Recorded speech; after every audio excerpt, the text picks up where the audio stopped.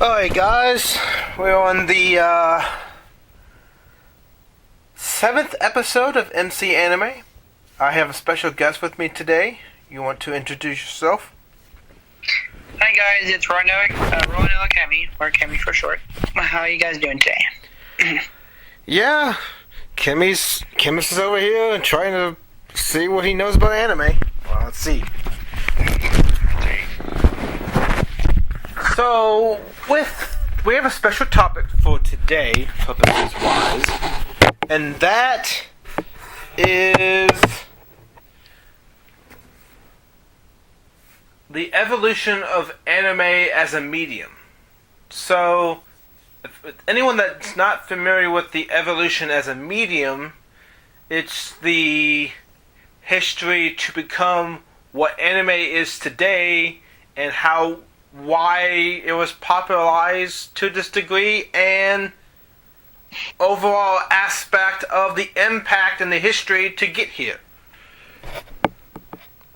What's your takes on it? I like the early parts of how the anime created, to be honest. It just kind of really caught my interest. And Chemist is one of those types that if he doesn't know and it interests him, or I don't know, if something catches his interest, he's usually more intrigued on the topic. Yeah. So let's just get this out of the window. Anime as a medium mostly consisted of comic-based, panel-based strips. Now, these panels that were introduced is more than 100 years old. So keep that in mind. They date back to the 1800s, late 1800s into the 20th century. Now, as a result, most of the anime we have didn't become... The early stages consisted mostly as a step into the door. They had to curate themselves and find their niche to make these comics. Because political cartoons actually were the first comics, mainstream, and then you have illustrations of paintings and stuff like that told a story as well. But political comics during this time were heavily used and had an audience in newspapers and stuff. What do you have to say? Man, it looks like the evolution course over 100-year history. It's a fascinating dive on how into the culture and politics and art, it's pretty cool. And the first anime we actually have was a short title called Nanakura Ganatea, or The Doll Sword.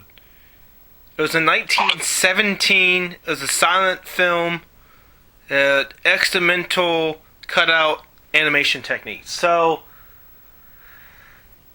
this was put together on film and reel, and to make something that as a short film on film and reel was really hard, because film and reel took a long time to mass produce in large quantities, and it's very time extensive in the matter. You remember film and reel, right? The old movie projector and everything? Yeah, I'm kind of familiar with it. Well, it's kind of like a staple of the symbols of movies, actually. The classic big wheels, and then you have the projector and the moving wheels. I see. And before the projector, we had clip show things. You would click the attraction and it would show moving strips, and that's how you had film. That's the first concept of film wise. Basically, you put it's like stop frame animation. You draw the bouncing ball on the sticky notes and flip the sticky notes and you see them slowly moving. That's how film was done in the day. It's an interesting fact.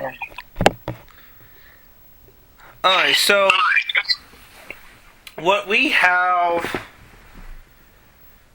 with anime, what was the pioneer example in the animation history that sparked anime as a genre? As a genre? Yeah, what was like the pioneer who did it first and then Japan followed later? What was the main inspiration? The main narration? The main inspiration.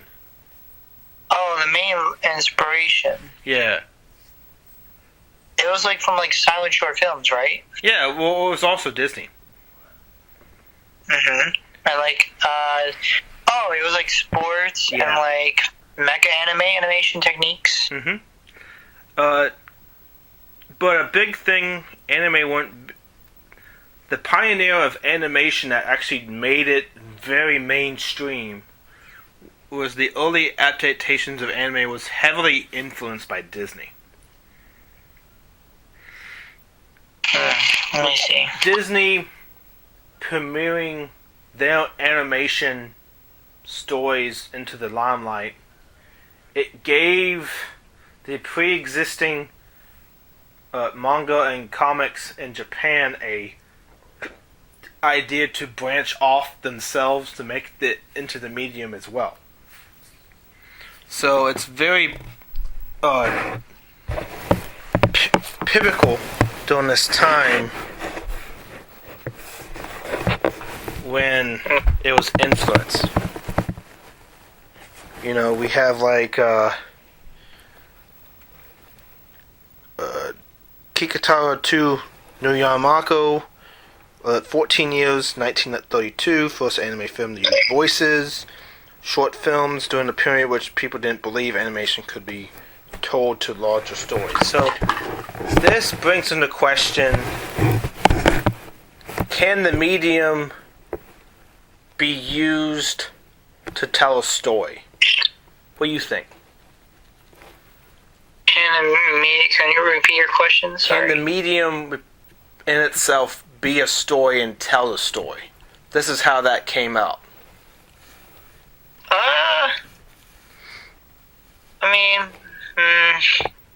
Because given the given the context, it made it more better, I guess.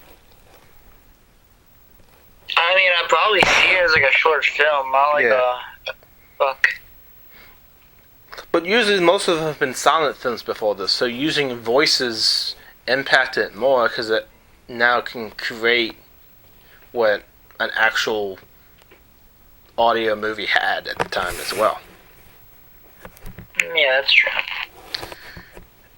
Now, these restrictive views changed when Snow White and the Seven Dwarfs, a success in 1937.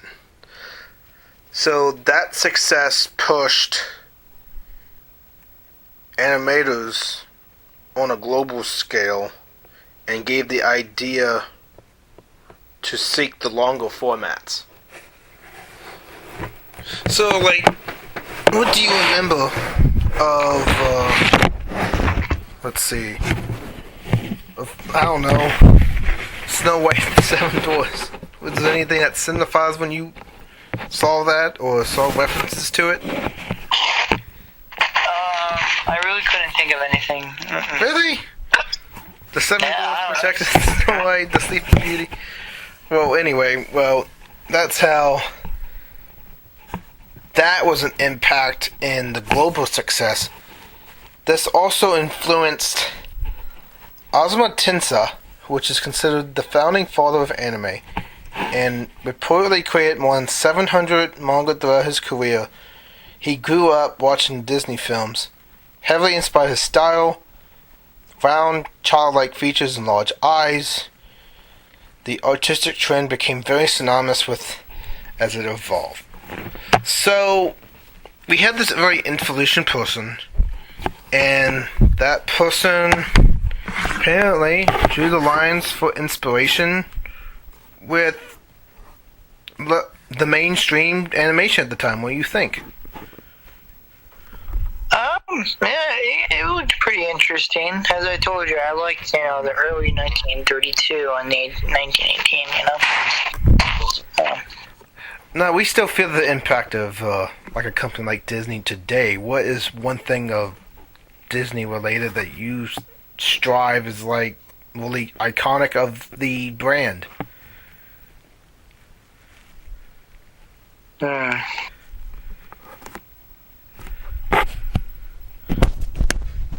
me see. Anything comes to mind? Not quite. There's nothing iconic. So, oh, that's definitely Disney. That you can just come to your mind. I mean, would you want to point it out? I mean, well, the logo for one, Mickey Mouse ears. Oh, Mickey Mouse. Oh, come on. Everyone likes Mickey Mouse. I know, but that's the iconic symbol that's associated with the brand.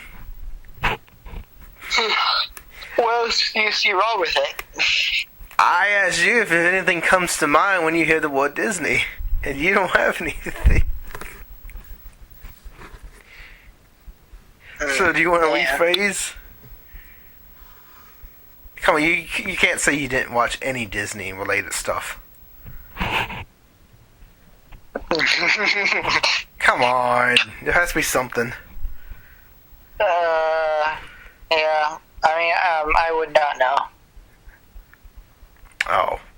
You watched the Harry Potters? Percy Jackson? Remember Not the Percy Titans? Jackson, but I did watch a lot of Harry Potter when I was Remember younger. the Titans? The what? Remember the Titans? Teen Titans, or? No, Remember the Titans. Football film. No, that doesn't cross my mind. You don't have none of that? Freaky Friday?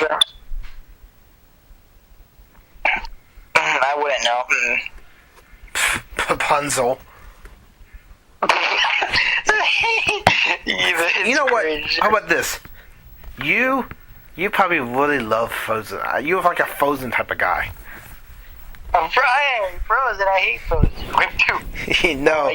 Well, by consequence of not knowing anything and not giving anything, you're Frozen, so back off. Cringe. Anyway, with most of Japan's earliest anime was actually in 1923. We had the Great Kanto earthquake. Many early films were lost, and the medium took a few pages back while the country rebuilt itself. Now, keep in mind, 2017, National Film Center at the National Museum of Art in Tokyo rediscovered and restored historical anime in conjunction with the 100th anniversary. So, do you think in that earthquake we probably lost great properties that now we have access, but we didn't have access to for 100 years? What do you think? Yeah, I think because of the earthquake, it kind of slowed them down within the anime and stuff. And we don't know which could have been successful in the medium for what was stored and what was made. Took some time to restore that 100 years later, so it's really hard to say if what was in there, because specifically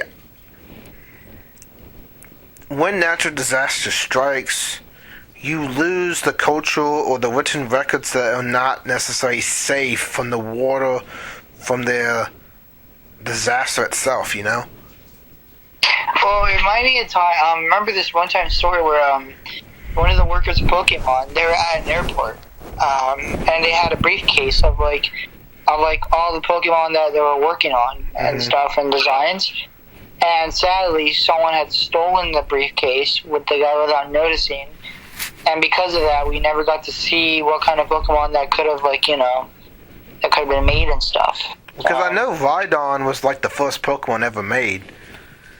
Yeah, Rhydon. Rhydon was the first one documented that actually is made. And actually, Clefairy was originally supposed to be Ash's partner, not Pikachu. Yeah, that's true. So, it just goes to show you that history as a whole typically has, like, redesign or original idea, or even with, like, capitals. Capital moving, New York, Philadelphia, Boston, Richmond. All that was considered as capital at one point. So, you just have to keep that in mind. I see. I see. I see the ocean going blue. Alright, so after that earthquake, we have a shift to what is known for World War II. In this period, we have the anime industry to propaganda advantage.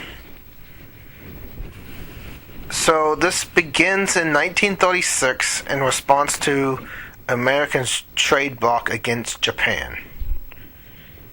So what do you think about propaganda in anime? That is a bleak history that a lot of people are not aware of.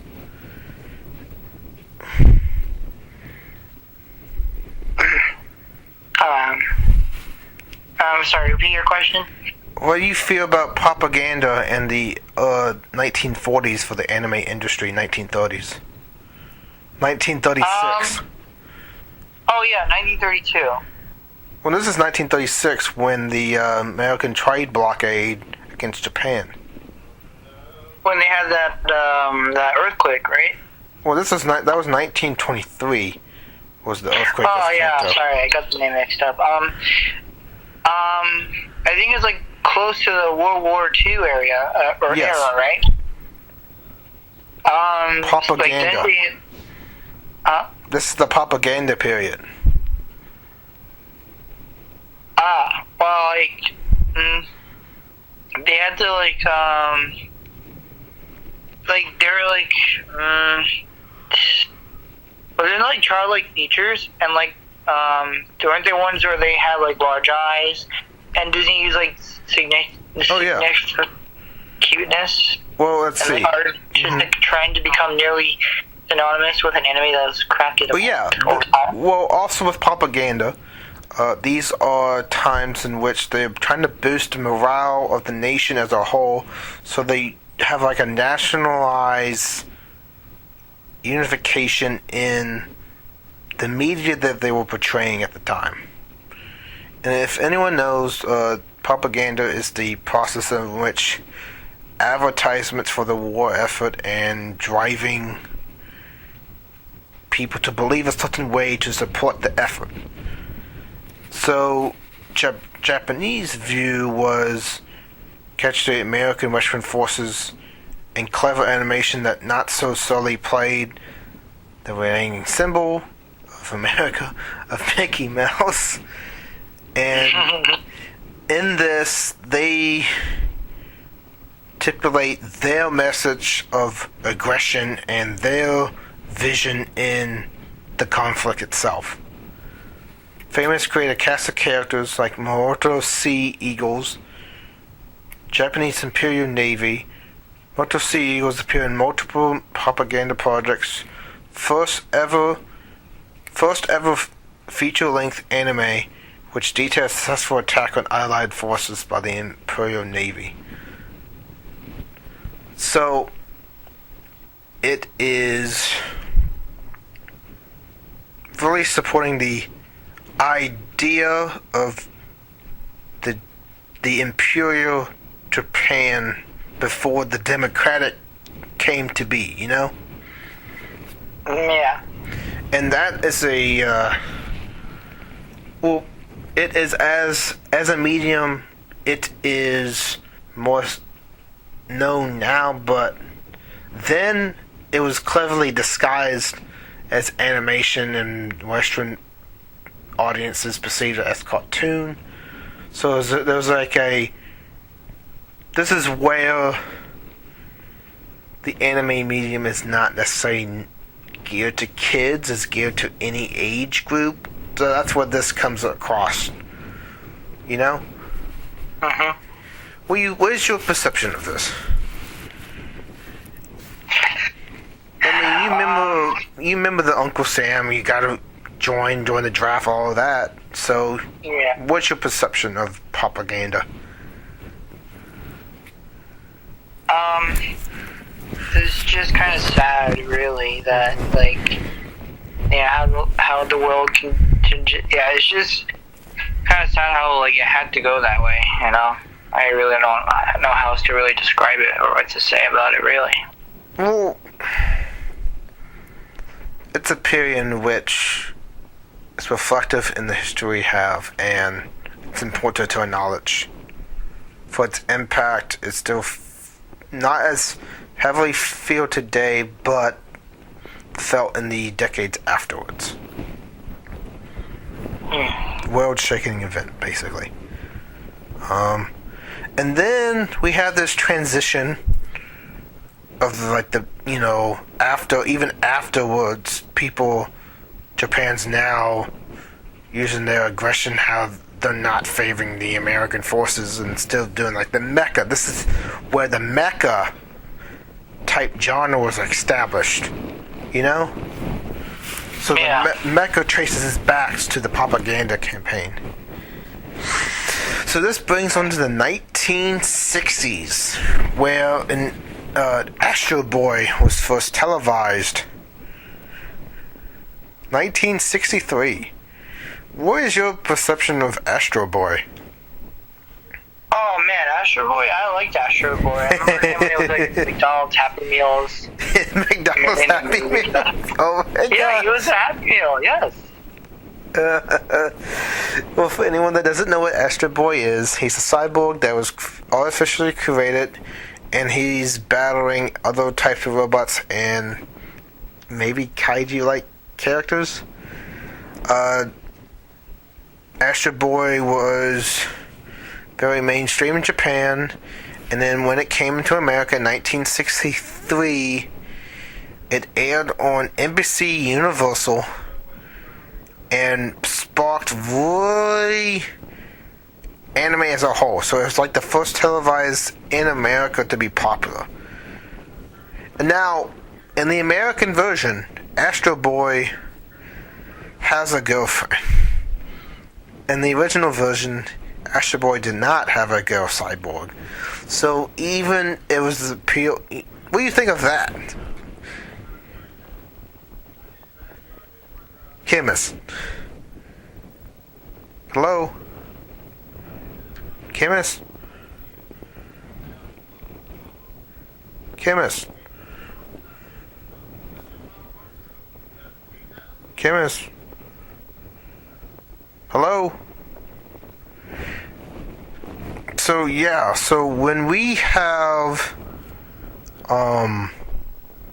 Western audiences perceive anime, sometimes there's Vic, you're starting to cut out. I can't. Do you hear me? Do you hear me?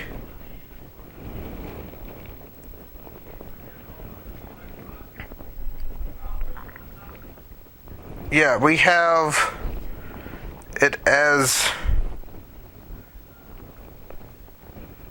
Yeah, we have anime as a medium establishing itself not only in Western audiences, but now it's anime being introduced as a whole to society.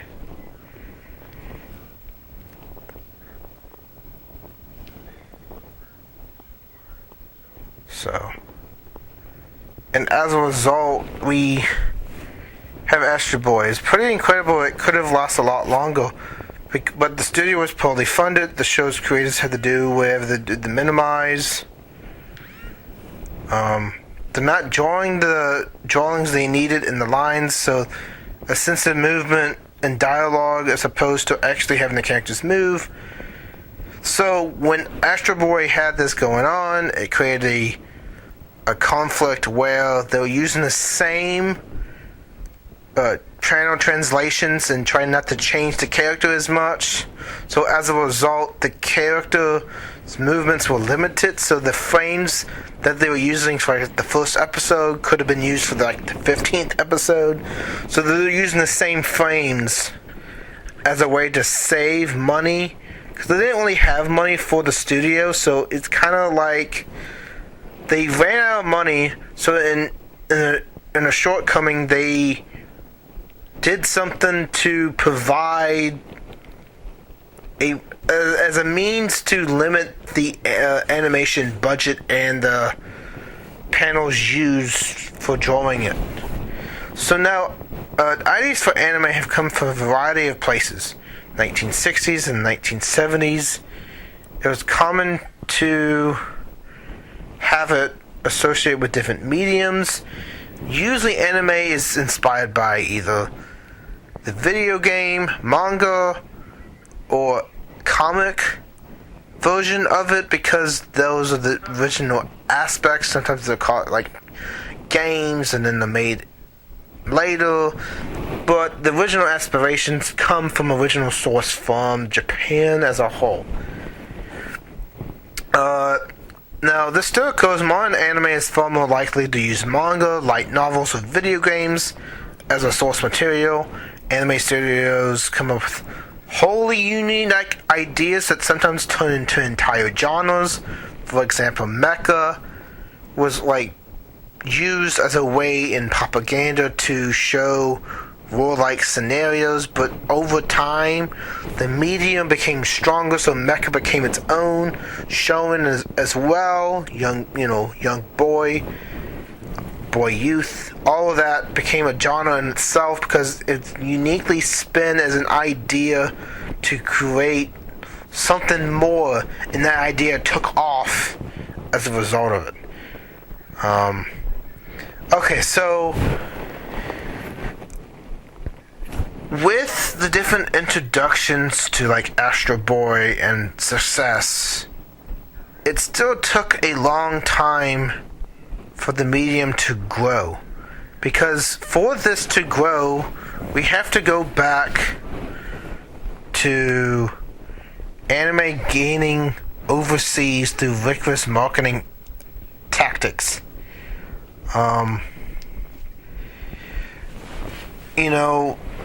We have marketing strategies like Azuma Tessuma and Hayao Uzumaki, which Tesla's work focused heavily on character development and storyline. Miyazaki's work showed complex, beautiful settings that evaluate the genre in the eyes of the overseas market. This work by these two creators really influenced how we perceive anime as a whole. And how we perceive it is, not only did we get the beautiful complex settings that add to the plot, we also get what is the plot, the storyline, the character development, because without the story and the characterization, it falls flat, because it doesn't grow as a medium, it doesn't give out more content, doesn't make it feel like a book setting, which, a manga is that paperback book, but it gives it more depth. This is where the depth of anime comes in, for it provides different settings. It provides different settings for people to use and see anime as a whole. I like it because the depth has different storylines. You can connect to the characters. You read between the lines. Even if you read right to left, it's still worth it because we usually read left to right. But this is just one of the few aspects of anime that makes it very diverse, very unique, and drives the notion that it's not just a animation frame that is for children. It's actually for any age of any kind. You can be in your 70s all the way up to, your 20s. You can enjoy it at any age because it gives the world building experience a way to experiment and be engaging to the person. It's really universal in the fact that it provides opportunities that people don't usually have. So, with that, keep in mind that again, we're going back, that when anime was used in propaganda, it distinguishes itself as not just for kids. Because it had content in the propaganda that maybe audiences that had children in it didn't realize that it was actually supporting a war effort. So now we have that more examples like the MA rating and maybe more violence than just, it's on par with some of the video games being very violent and or very serious topics discussed. So like that PG-13 and above level more. Like, more that I think the youngest demographic that should watch most of it is teenagers. And then you get some like the starter anime that's more like safe for kids in the PG section, but I don't think no anime is more than PG. There might be like Doraemon and Pokemon. Like Doraemon might be considered like Y for everyone, but it still has some translation issues in how they depict it in the United States. So you just have to be careful with that. So we go to the 90s actually. The advent of the internet in the 90s that took off. Anime took off like Sailor Moon and Dragon Ball Z. They became household names. Not only for their success, but them as a franchise. The 90s animes like Akira, for example, comes to mind because, even though it's a movie, it's still, the scene of the classic motorcycle going in the distance for the person with the psychic powers going out of control, becoming a mutant-like monster. So it's still resonance of what great anime can be.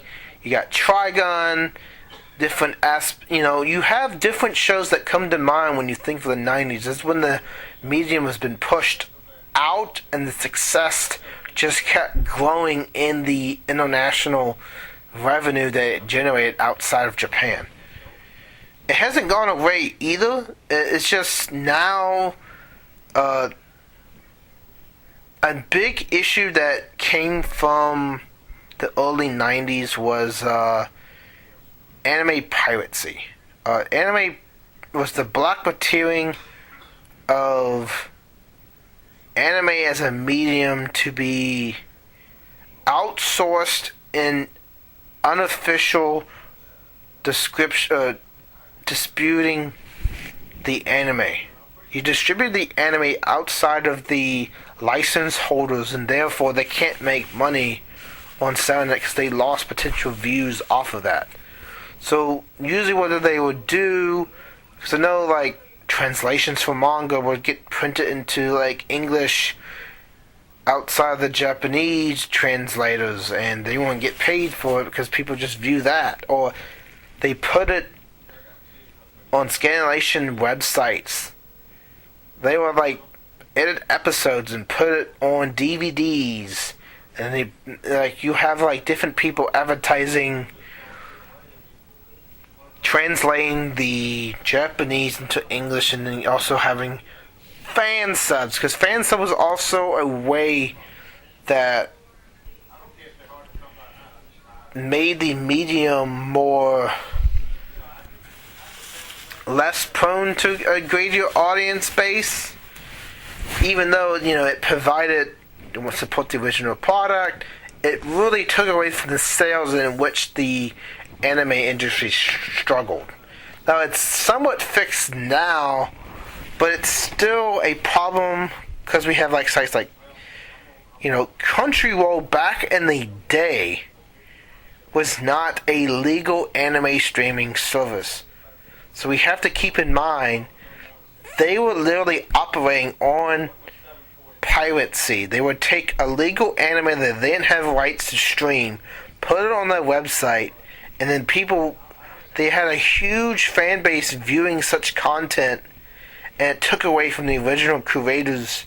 And taking money from the original creators undermines their effort to make the product in the first place for revenue, for sale, for money. Because most of these projects get made to distribute to an audience for the audience to pay. This is their livelihood at stake. So this is why it's such a serious problem when it is mentioned. It's not taken lightly now, but the music industry struggled so much in this as well. People will illegally download music that they didn't have rights to. This is all copyright too. If you don't have the copyright, you cannot sell and redistribute the product in which is made under a specific license and trademark that you don't have access to. If you're not paying the original creator for the distributing of this product, then you're in copyright infringement in that. You there, Chemist? Yeah, I can hear you now. What was going on? You having trouble? I have trouble hearing you. I don't know why. Oh. Well, now we're at the early, I just got done talking about the 2000 when we are having, piracy, actually. Okay. So, a big, Crunchyroll, right? The big website? Well, originally Crunchyroll was a big pirated site for anime. That's how they got the huge fan base they have. They started as an illegal platform to stream anime, and then over time, they actually became a legal platform to stream anime.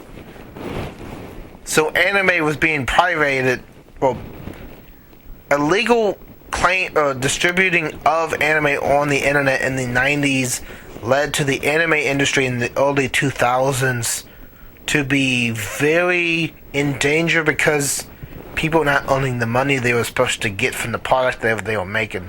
Does that make sense? Yeah. And you can't tell me... Okay, so do you have a specific example of maybe you looked at something on the internet that wasn't from an original website or streaming service? Not to my knowledge, no. You never listened, you tried to find a movie and you didn't want to pay for it or whatever? You tried to watch it on some other platform that wasn't the original platform? I mean, Netflix is an option, yeah. Netflix is an option. There was not a movie you're trying to find that you couldn't actually watch without a paying platform, right? Finding Nemo? Finding Nemo was a movie that you didn't... Wait. Finding Nemo was a movie that you could not find on a streaming platform, so therefore you watched it on another website? You did, didn't you? Funny example. Oh, okay, well, if we want to use Finding Nemo, then you will go to a different site than the original license holder that's distributing that in English and going to outside means to view it, which they don't make money on usually because the people that gain that access to that product is a copyright infringement and could be sued in court, can be taken down by court subpoena. Alright, so we are going to sports anime, mecha anime, and other genres in the 1970s and 80s. So what do you think of the early versions of sports anime? I really haven't gone into that, really. I didn't really catch my interest. Okay, so this is what we have sports anime. First introduced with the Captain Tsubasa in 1983. We have a school soccer team and contains themes of teamwork and the bonds between players. Involves a training period, heart-pounding competition, diverse set of future sports and anime including volleyball. Shows like Haikyuu, you know Haikyuu, right? Which is volleyball based. So, Captain Tsuba was very influential in creating sports anime. The hype to the long training sessions, to the hype of winning. Kuro's no Basket is also another type as well. And Fightless Joe as well was like a boxing anime in the early 1960s. Was also a big sports as well. Have you ever watched the show Megalobox?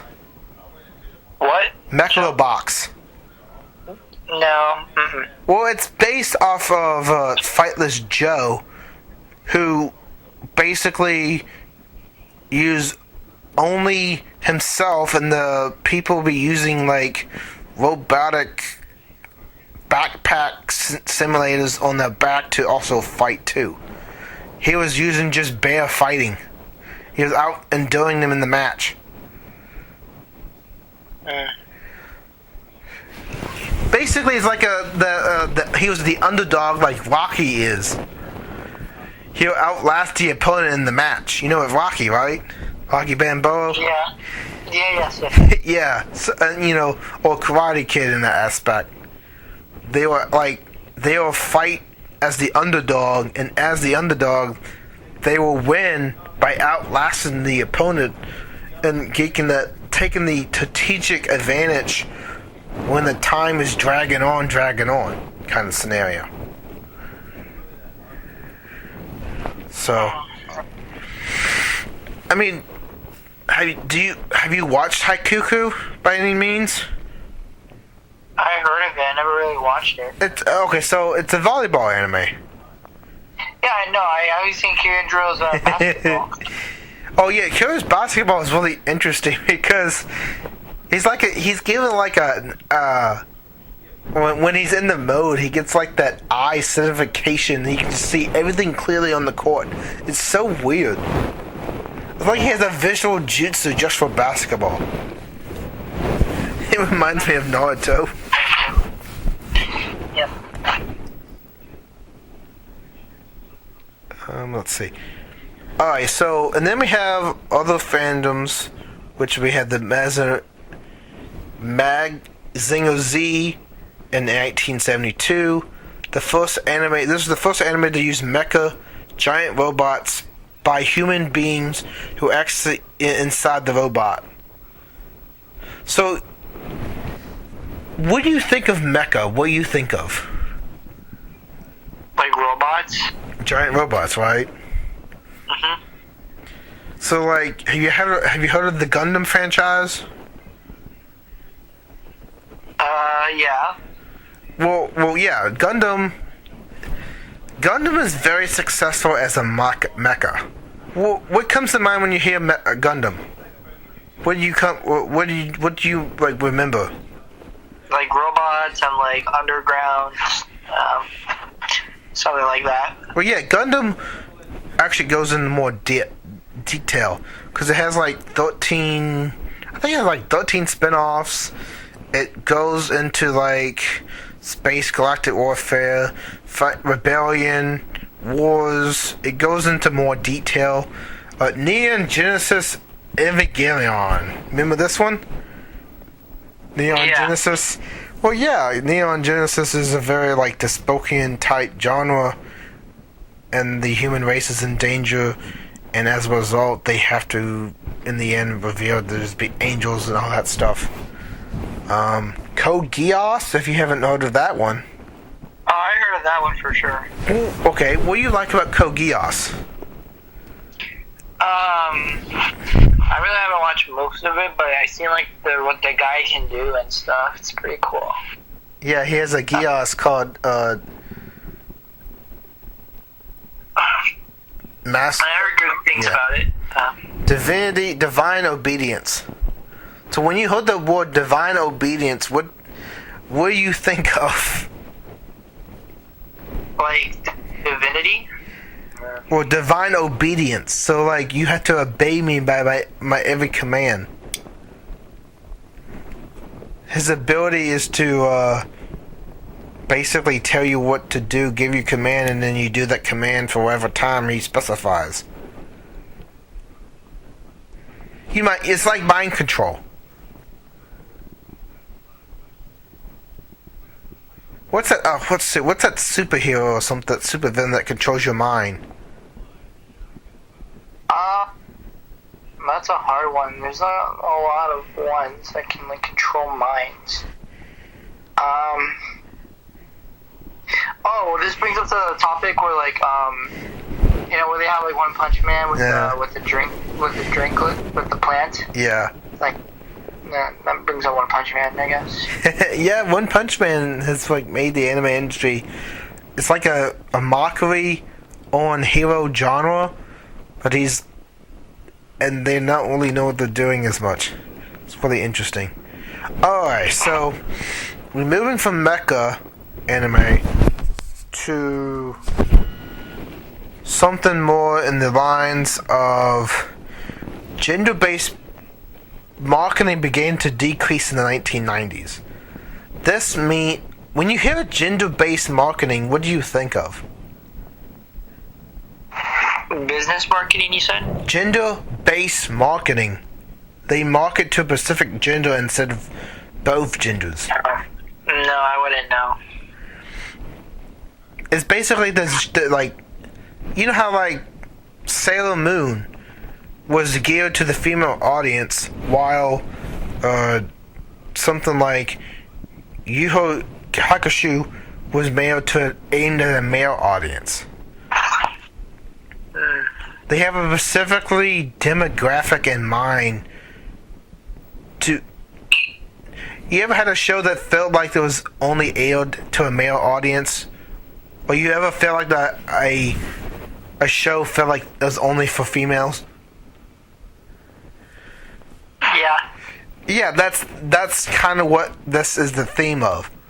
They used to heavily gear anime to this medium, to one gender audiences, but over time we actually have both genders actually liking the medium, so they see common trends and over time change their marketing campaign. Like Pokemon, both genders have a huge demographic with it, you know? Yeah. Even Madoka Magica gained fans from both the genders. Even though it was a magical girl, it was mostly because of the dark deconstruction of the genre and the timeless fairy tale construct. So, did you know that Madoka Magica also got a really strong male audience? You know what Madoka Magica is, right? Yeah. Yeah, it's literally Magical Girl genre, but with guns. I don't know, it's really weird how they did that show. So, we have now more content with mature audience. It has a mature plot and a thought-provoking content. One such category is Neon Genesis. How do you think Neon Genesis was a more mature and thought-provoking anime? What was your question again? Neon Genesis, how do you think it was like more mature and thought-provoking? Like dark themes expressed in the anime.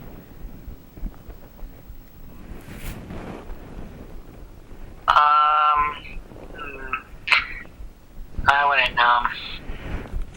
Okay, how about Death Note? Oh, Death Note I wasn't familiar with. Okay, you know how it's like mature audience, right? Yeah. Well, yeah, because what do you like about Death Note? Huh? What do you like about Death Note? I don't know, it's just the way how they made the story, the characters interests me. Okay. Well, yeah, we also have L, Nagami, and L, the person that was the investigator to find Kira. They'll struggle to outwit each other, but also the moral justification. How does someone have the right to decide who lives and who dies? Basically, executioner. Do you have the right to be executioner? That's really key there. You know?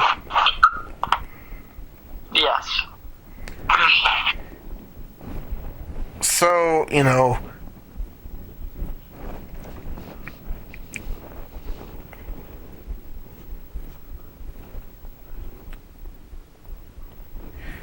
we're going to briefly straight up on the modern aspects now, because now we're out of the 90s, out of the 2000s.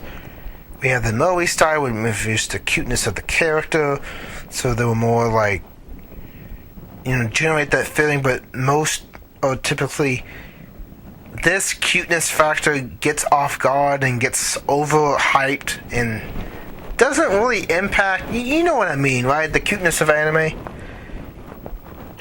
The Moe style, it's like, it's like to the point where it's so overused that I feel like it's not needed anymore.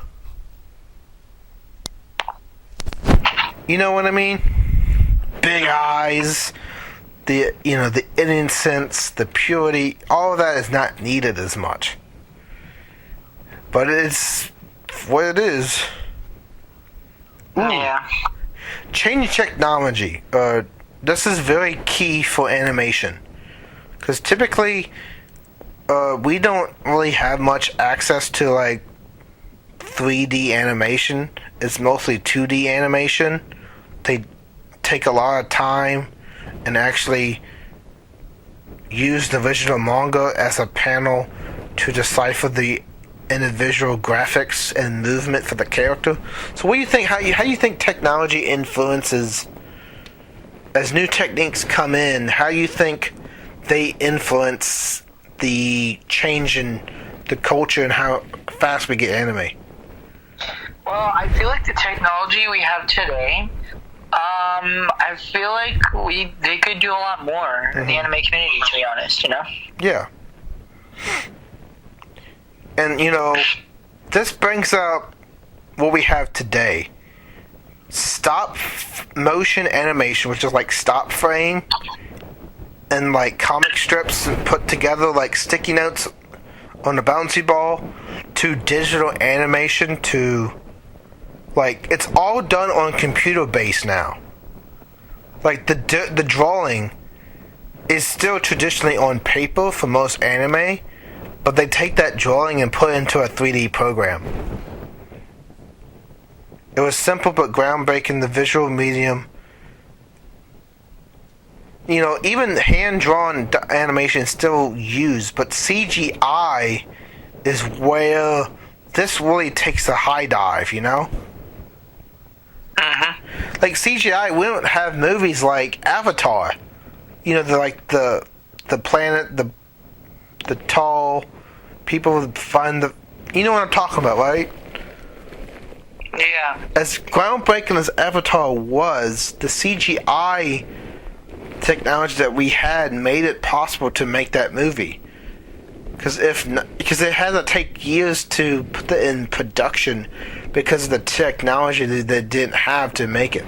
Same thing with Star Wars. Some of the Star Wars couldn't have been made until we had the technology and advanced enough to make it. Yeah. So it really goes to show you that, you know, even though the paper transition process to digital animation is still used, it's still CGI, the computer generated imagery, pushing this as a technique to make the movement better, you know? Yeah, I understand. Then, you know what? Access to anime exploded when video streaming became a necessity. When Netflix said the streaming, and then all these other competitors like Hulu, Amazon Prime all came into limelight, video streaming took over. What do you think about video streaming as a new medium? Well, as I said, the technology we have today, it kind of like evolves really fast. Mm-hmm. So maybe, I feel like, I think like streaming and stuff could really impact the community as well. You know? Yeah. And before anime was on the internet, the only option that you had to watch your typical shows were like the Anime Block or Toonami or WB Kids, or you have video cassettes and later DVDs. So think of spending a bunch of money on like physical media to watch the anime you wanted to watch. Think of how much money you had to spend. I see. Because sometimes these discs... okay, how about this? You had 12 episodes and you're spending $50, and then you're paying $20 in shipping to bring it over here. That's a lot of money, isn't it? Yeah. And online, you can watch it to like Crunchyroll for like $10 a month if you want to do a premium plan. So it goes to show you that the physical media is more expensive than the digital media. And this also, because anime is so hard to get, most people, if they had access to anime in Japan region, they would tape record it and put it on a VCR tape and then gave it to people as piracy. So it's really weird how that came about.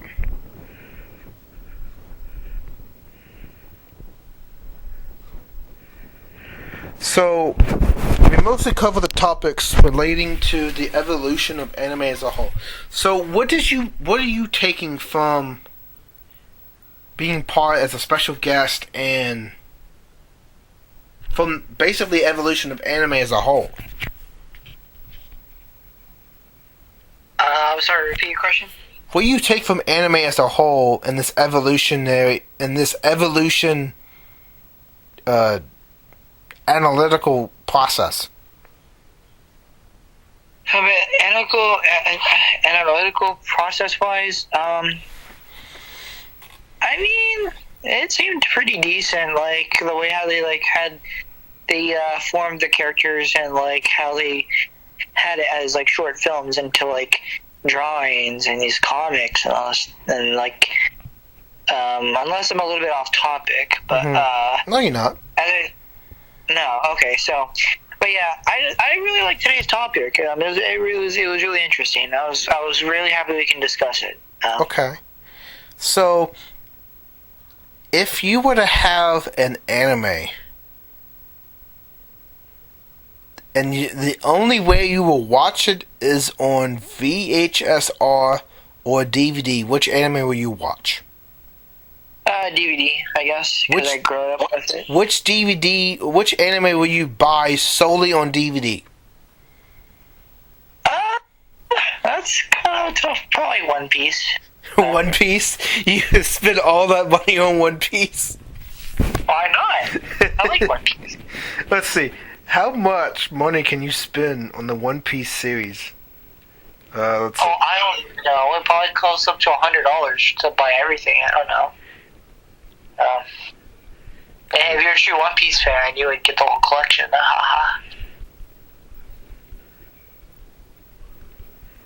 Let's see. Wait, you're actually gonna look it up? Oh no. Ooh. Okay, so here's an Amazon thing. This is Box 1, Episode 1 to 103. Let's see.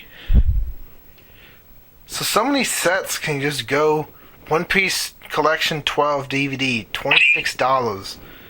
One Piece box, $70 just for 100 episodes. Look at that. $70 just for 100 episodes. Would you pay that much? How much? $70. Oh, I said 100, but sure, yeah. Okay, No. Sure. This is $100. This is like $70 just for 100 episodes. You got 900 episodes. So if you put like each 100 episodes is $70, that's about $700. Would you spend $700 for One Piece?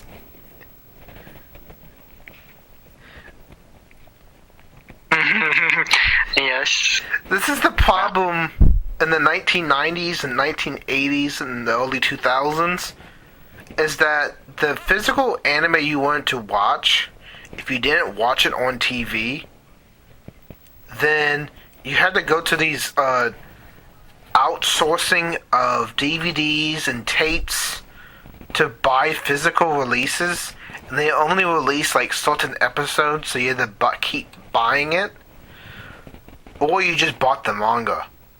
This is why it was so hard to view anime during this time. You see how the digital online streaming made anime accessible?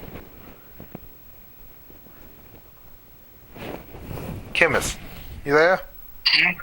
You see how the streaming industry, when it took off, it made anime much to a global audience? Hello? My question is, without streaming, do you think anime would be as popular as it is today without it? I see. I'm sorry. I wasn't really sure how to answer that question. Would you buy DVDs to watch all the anime you want, or would you want to have digital library on online internet?